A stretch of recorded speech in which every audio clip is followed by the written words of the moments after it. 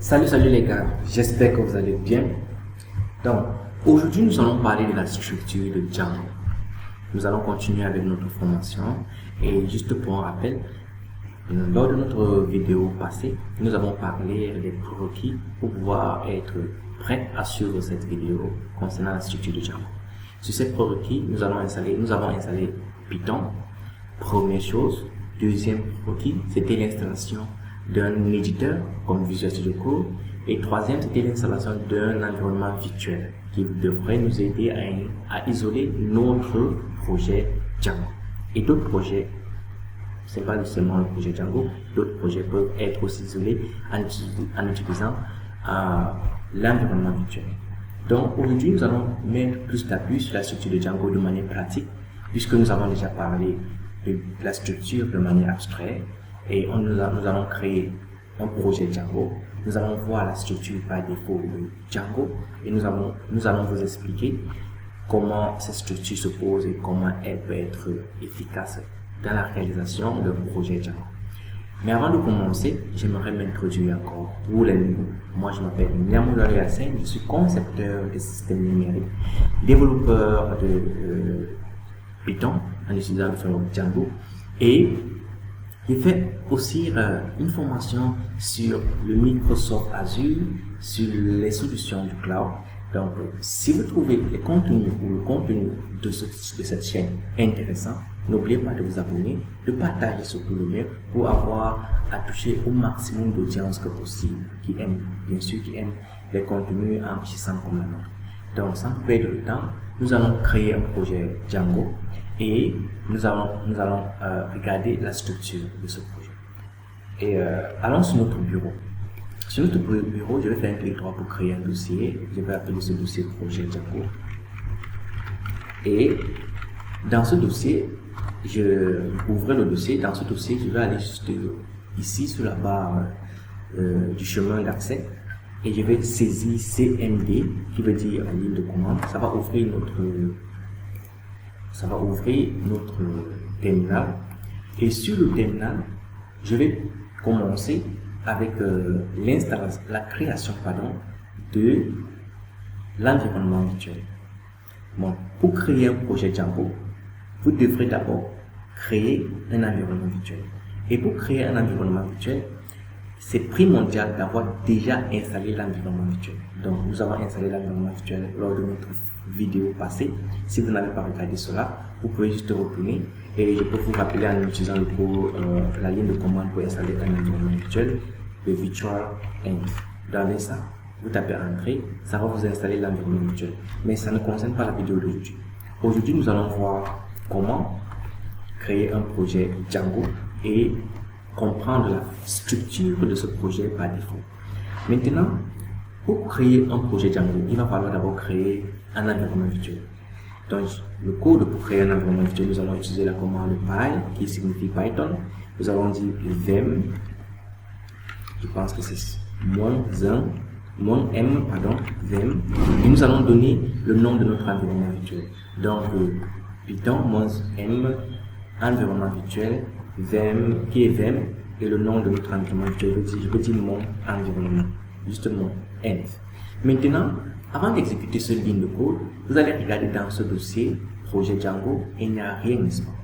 Après avoir exécuté sur le chemin d'accès de ce projet, vous allez voir que le nom de l'environnement virtuel va apparaître. Ça veut dire que nous allons créer un environnement virtuel à partir de l'installation qu'on a faite lors de notre vidéo passée. L'installation de l'environnement virtuel se fait une seule fois, mais la création de l'environnement virtuel se fait à chaque fois que vous créez un nouveau projet. Donc, chaque fois que vous allez créer un nouveau projet, vous allez taper cette commande-là avant de créer votre projet Django. Donc, je vais taper entrée et si vous êtes attentif, vous allez voir que un dossier mon env est créé. Maintenant, après avoir créé l'environnement virtuel, quel est l'étape numéro 2? Sur l'étape numéro 2, on attend d'abord que l'exécution puisse aller jusqu'au bout. L'étape numéro 2, c'est de l'activer. Quand vous créez un environnement virtuel, vous devez l'activer. Vous l'activez avant de créer votre projet. Pour que chaque fois, vous devrez activer avant de travailler dans votre projet. Comme je vous ai dit, ça va encapsuler votre projet et vous devez activer, ça veut dire le décapsuler, entrer à l'intérieur, travailler et après sortir, le désactiver. Donc présentement notre environnement virtuel a été créé, mais elle n'a pas été activée. Maintenant, je vais utiliser la commande pour activer l'environnement virtuel.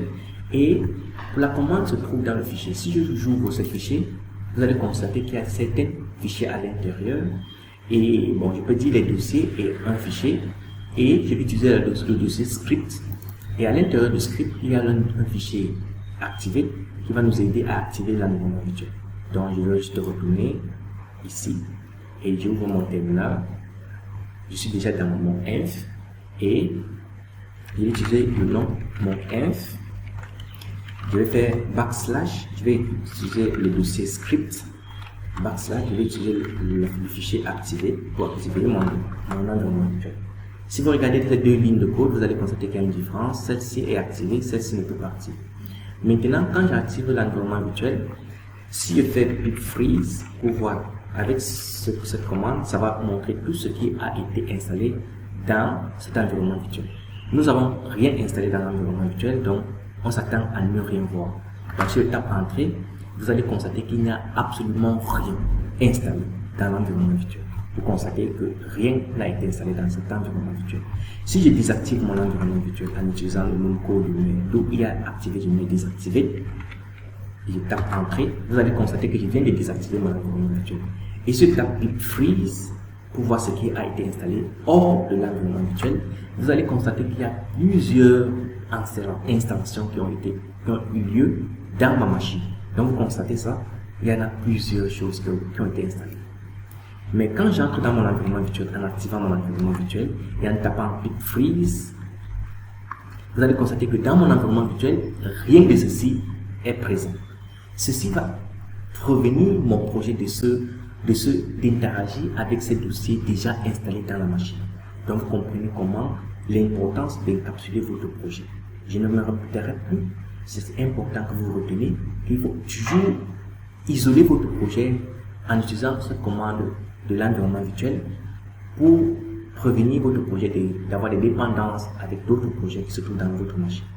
Maintenant, quand j'ai activé mon environnement virtuel, qu'est-ce que je peux faire? La deuxième étape, c'est de créer mon projet Django. Ça, c'est la deuxième étape. Maintenant, pour créer mon projet Django, je vais utiliser la commande Python. Je vais utiliser Python stat project et je vais donner le nom my project. Non. Cette commande ne va pas fonctionner. Pourquoi? Parce qu'on n'a pas encore installé Django, n'est-ce pas? Donc ça c'était une erreur, désolé. Nous avons d'abord utilisé le pip, la fonction pip pour installer Django. Vous allez constater que quand j'ai fait pip freeze, il n'y a rien qui est installé dans notre environnement virtuel. Donc normalement nous devons installer Django avant de faire quoi que ce soit. J'avais dit pip install Django. Maintenant je peux mettre égal, je précise la version que je veux, en 3 points quoi que ce soit, mais je peux laisser juste pip install Django pour que ça installe la version récente. Donc je tape entrée. Et en attendant, là ça va installer Django, ça va prendre quelques secondes là. L'installation de Django est en train de s'exécuter. Et ça dépend de la vitesse de votre connexion à internet pour que ça puisse rapidement se télécharger Django. Donc on attend un peu plus. Ok, vous allez constater que l'installation de Django vient d'être terminée. Donc l'installation a été faite avec succès. Donc si je fais pip freeze, comme la dernière fois, vous allez constater que dans l'environnement virtuel, il y a quelque chose déjà installé. Vous voyez. Donc Django avec certains fichiers ont été installés avec succès. Donc à cet instant, la deuxième chose à faire, c'est de créer notre projet. Regardez encore dans notre dossier. Il n'y a rien, n'est-ce pas, par notre environnement virtuel que nous avons créé. Donc quand je vais créer un projet Django, le projet Django va apparaître ici. Voilà comment la structure de Django commence à apparaître par défaut. Par exemple, je vais utiliser la commande Django/admin start project. Avec cette commande, vous allez créer un projet.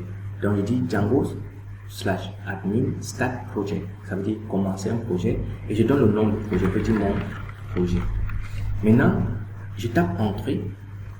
Regardez le projet de Django vient d'être créé. Mais il y a un souci, ce que je n'aime pas. Bon, vous pouvez continuer comme ça, mais je vais vous montrer quelque chose de très important. Quand vous tapez cette commande, vous allez constater qu'il y a deux dossiers qui sont créés. Il y a un premier dossier qui est mon projet, et dans mon projet, il y a un second dossier qui est vraiment le dossier de votre projet, parce qu'à l'intérieur, vous allez trouver la structure, certains fichiers qui sont déjà structurés en vous donnant la facilité de développer votre application. Donc, ici, je n'aime pas ça. Il y a trop de chemin, vous comprenez. J'aimerais que ce dossier-ci, manage, ce fichier manage et ce dossier se trouve directement avec mon environnement virtuel ici, sur ce chemin. Qu'est-ce que je vais faire? Je vais juste supprimer ceci, le dossier, mon dossier que je viens de créer. Je vais supprimer en cliquant ici, je supprime. Maintenant, je rentre dans le terminal, je clique le même, je saisis le même code, c'est le même ligne de commande, je mets un point, je mets espace, je mets un point. Le point va signifier que le projet dont je suis en train de créer va apparaître directement sur ce chemin. Je tape entrée et vous allez constater que ce qui se trouvait à l'intérieur se trouve ici. Vous allez voir, vous comprenez? Vous voyez? Donc il n'y a pas plusieurs chemins à avoir accès à mon projet. Donc voici mon projet et dans mon projet vous allez voir les fichiers. Je vais vous expliquer tout à l'heure.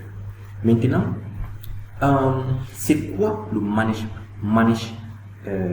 fichier, le fichier Python manage. Manage.py est un script principal de ligne de commande pour gérer votre projet Django. Vous comprenez? Donc, il permet d'effectuer diverses tâches telles que l'exécution du serveur de développement, la création de nouvelles applications, la gestion des migrations et l'exécution des tests. Je comprends que c'est un peu complexe pour vous de comprendre cela, mais la première chose qui nous permet d'effectuer diverses tâches telles que l'exécution d'un serveur, la création d'une nouvelle application, je vais vous le montrer.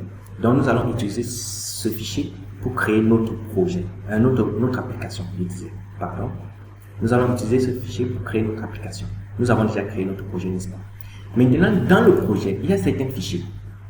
Le fichier init veut simplement dire que ce dossier qui est mon projet est un package Python. Donc, quand vous voyez init dans un dossier, ça veut dire que c'est un package Python. C'est tout ça.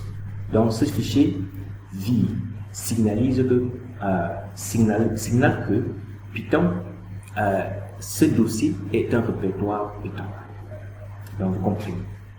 Donc, ok. On va aller dans Setting. Par exemple, Setting. Le dossier Setting, c'est un fichier de configuration principale de votre projet. Donc, toutes les configurations que vous allez faire dans votre projet aura lieu dans Setting. Donc, si j'ouvre, vous allez voir cela peut-être dans l'éditeur. Après, nous allons voir ça dans les éditeurs. Maintenant, après ça, nous avons URL. Le URL ici, c'est un fichier. Le fichier est la configuration des URL, qui est quoi? Vous comprenez? De Unified Resource Locator. C'est utilisé sur le chemin d'accès sur votre navigateur. Donc, c'est ce qu'on appelle le URL. Donc, les chemins d'accès de votre page web seraient définis dans le URL. Vous comprenez? Par exemple, si je pars sur Google, je tape peut-être Python, comme on a d'abord fait lors de notre vidéo passée. Ce que vous voyez ici, c'est ce qu'on appelle le chemin d'accès. Vous comprenez? Ça, c'est un chemin d'accès. Mais dans ce chemin d'accès, vous allez la définir c'est ce qu'on appelle le URL, qui est le chemin d'accès sur le navigateur. Vous allez le définir dans quoi? Dans le URL.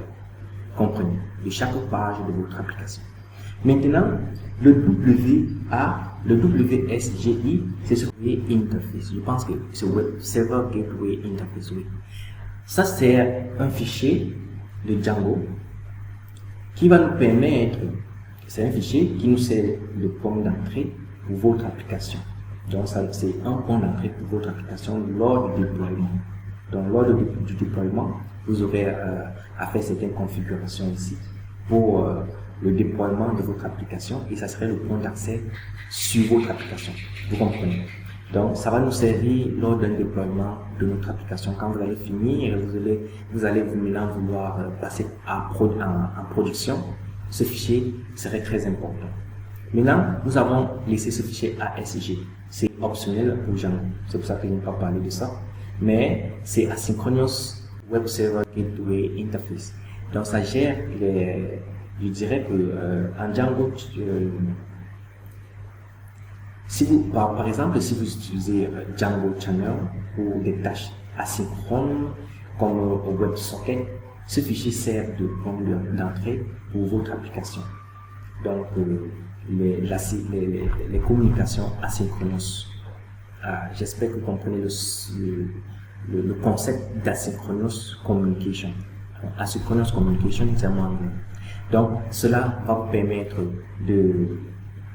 en fait, si vous utilisez par exemple Django Channel pour des tâches asynchrones ou asynchrones, comme les WebSockets, ce fichier sert de point d'entrée pour votre application. Donc, cela servira pour ces cas-là. Maintenant, si vous avez compris tout, l'utilité de chaque fichier dans votre projet, nous allons donc utiliser le fichier manage.py pour créer notre projet, notre application. Donc, pour créer notre application, je vais utiliser manage.py. Je ne dois plus utiliser Django Admin. Je vais maintenant utiliser manage.py. Donc, vous comprenez l'utilisation de Django Admin. On peut utiliser Django Admin pour créer notre projet et même pour créer notre application. Mais je vais vous montrer déjà comment on va faire l'utilisation de manage.py qui vient après l'installation du projet. Donc, je vais faire Python. Je vais maintenant dire manage.py. J'utilise plutôt manage.py. Donc, à partir de Python, je n'utilise plus à partir de Django. J'utilise à partir de Python. J'utilise le fichier de mon projet venant de Django. Je vais maintenant dire Start App. Start App veut dire commencer une application. Maintenant, je vais donner le nom de mon application comme mon app. Je vais mettre mon application à l'abrévier comme ça. Je tape Entrée. Vous allez regarder ici, le dossier mon app va apparaître. Ça veut dire mon application, mon dossier application est apparu. C'est ça ici.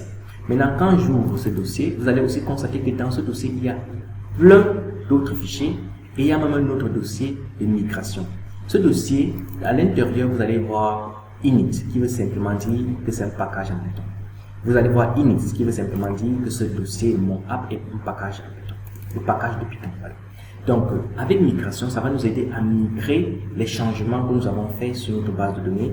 Donc, chaque fois que vous allez effectuer les changements sur les données, vous allez migrer le changement sur votre base de données en utilisant ce dossier. Maintenant, init, je vous ai déjà expliqué. Admin, ici, chaque fois, ça concerne la configuration de l'administration ou de l'administrateur de votre application. Ici, app, c'est votre application en cours. Donc, app, simplement est un fichier qui permet de configurer le comportement de votre application. Vous comprenez? Donc, modèle ici, vous allez trouver que ici, c'est d'où vous allez définir votre donnée.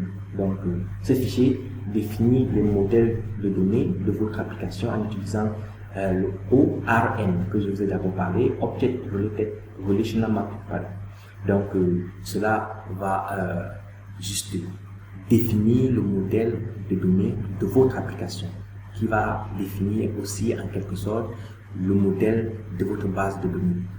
Maintenant, test ici, c'est un fichier qui contient des tests unitaires pour le code de votre application, garantissant que ces fonctionnalités fonctionnent comme prévu. Donc, c'est avec ça que nous allons nous rassurer que ces fonctionnalités que nous avons développées fonctionnent comme on l'a prévu. En fait.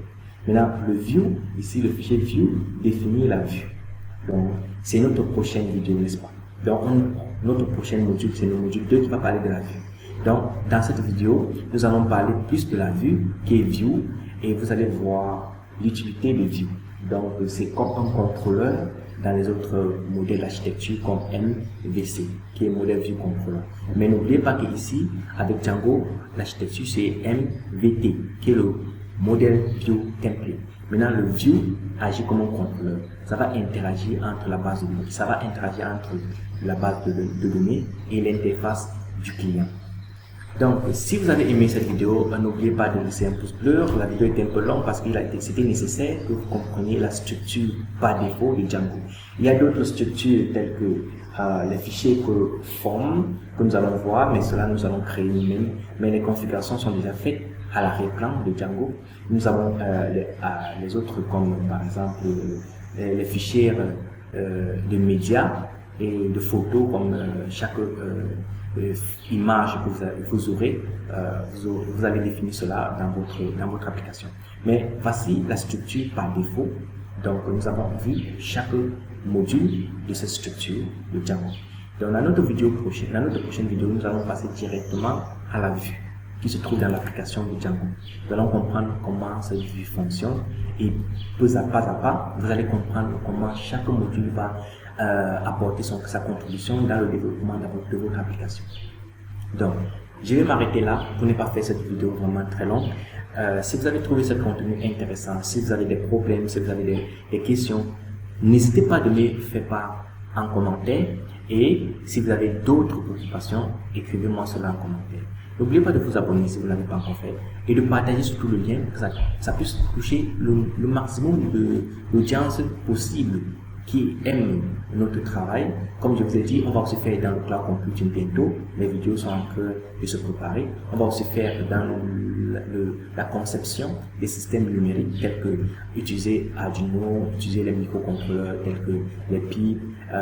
Nous allons voir tout cela ensemble et nous allons réaliser des projets vraiment très intéressants. Et nous allons après voir comment tout ceci peut interagir et faire des choses de vraiment inimaginables. Merci et à la prochaine vidéo sur la vue et le module 2.